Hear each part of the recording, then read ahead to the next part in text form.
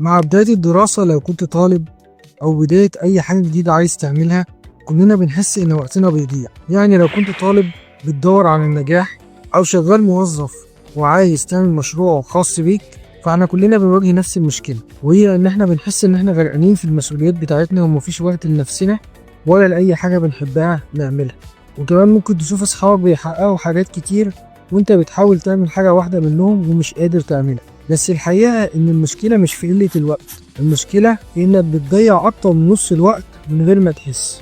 ودي المشكلة اللي هنحاول نحلها مع بعض في السلسلة الجديدة بتاعتنا اللي هي تنظيم الوقت، السر وراء كل شخص ناجح، ودي اللي هتغير فكرتنا عن الحياة كلها. ويلا بينا نبدأ مع سلسلة تنظيم الوقت، أسرار وراء كل شخص ناجح. هنا في قناة غير حياتك ببساطة. النجاح مش صدفة ولا حظ، هو بالتخطيط الذكي.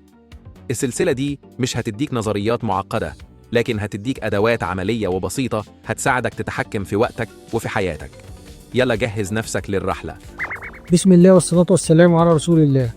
السلام عليكم ورحمة الله وبركاته. أهلا بيكم في أولى حلقات سلسلة تنظيم الوقت، السر وراء كل شخص ناجح، اللي هتغير فكرتنا عن الوقت وعن الحياة كلها، واللي هنمشي معاها خطوة بخطوة عشان نسترجع وقتنا ونعيش حياة أحسن.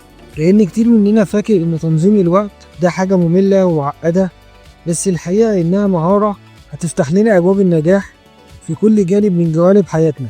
وقبل ما نبدأ خلينا نجاوب على مجموعة أسئلة بتشغل بال ناس كتير مننا.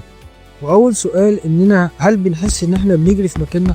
وفي الحقيقة ده شعور طبيعي جدا دلوقتي، لأننا طول يومنا بنتحرك باستمرار وبنجري هنا وهنا، وفي آخر اليوم بنحس إن إحنا ما عملناش حاجة أو بنجري من غير هدف واضح، زي اللي ماشيين في متاهة بنلف حوالين نفس النقطة. في السلسلة دي هنتعلم إزاي نحدد أهدافنا عشان كل خطوة في يومنا يبقى لها هدف ومعنى واضح.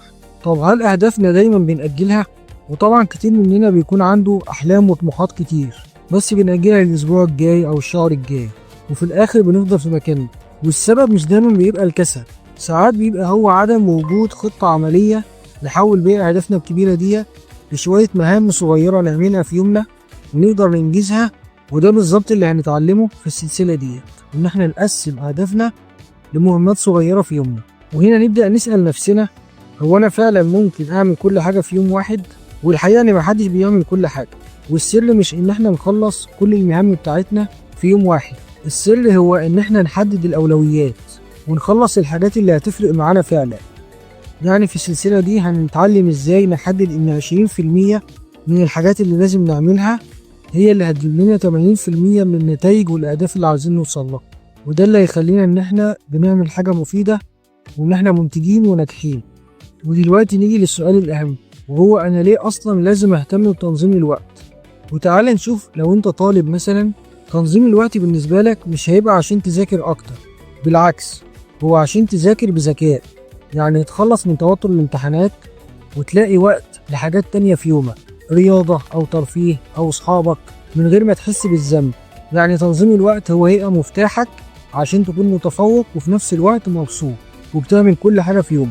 طب لو أنت شخص موظف أو عندك مسؤوليات، تنظيم الوقت مش هيخليك تشتغل ساعات أكتر، هو هيخليك تخلص المهمات بتاعتك في وقت أقل، عشان تقدر تلاقي وقت تتعلم فيه مهارة جديدة مثلا وتطور من نفسك وتعمل مشروع خاص بيك، وتلاقي وقت لجودة حياتك مع أسرتك. وهيديك الحرية اللي انت محتاجها عشان توصل لأحلامك وطموحاتك اللي انت عايزها، وبكده تلاقي التوازن بين العمل والحياة بتاعتك. وزي ما اتعودنا في كل فيديوهاتنا في القناة ان احنا بندمر خرافات مع كل فيديو.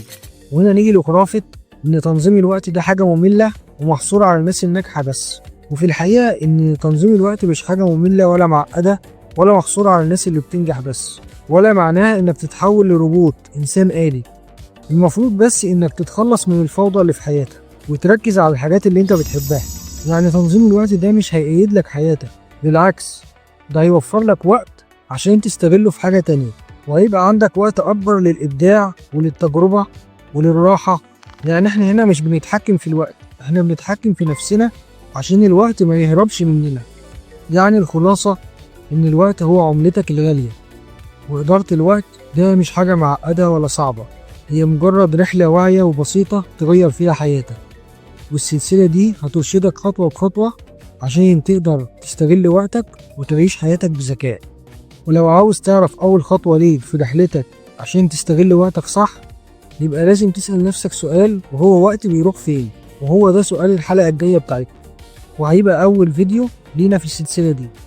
لو اتحمست إنك تبتدي معانا اعمل لايك واشترك في القناة عشان يوصلك الفيديو أول لما ينزل، وتابع معانا سلسلة ابدأ بصحتك وغير حياتك اللي هتظهر قدامك دلوقتي، لأنها هتكون مكملة لكل الكلام اللي هنقوله في السلسلة دي، وهتعلمك خطوة بخطوة ازاي تهتم بصحتك.